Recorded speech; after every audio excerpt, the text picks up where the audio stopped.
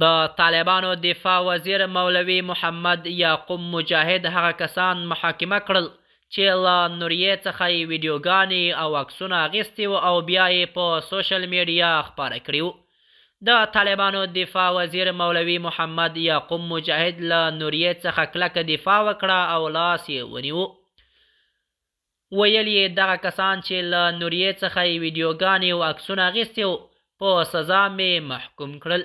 نوریه هغه بېوسه او بېکسه افغان نجلۍ چې په 9 کلنۍ کې پلار مړ شو او د کور دروند مسؤلیت ور پر غاړه شو، نو مجبور شوه چې په 9 کلنۍ کې د هلکانو جامې واغوندي. د حقیقت چینل درنو کتونکو سلام، ستړي مشئ، وخت مو په خیر. په دې هیله چې روغ او جوړ واوسئ. د طالبانو دفاع وزیر مولوي محمد یعقوب مجاهد له نوریې څخه کلکه دفاع وکړه او ویلی دي چې نوریه زموږ خور ده. نوریه هغه بېوسه او بېکسه افغان نجلۍ چې د طالبانو بعضو سرتیرو لخوا نیول کیږي، بیا ترې ویډیوګانې او عکسونه اخیستل کیږي، په سوشل میډیا کې خپروي.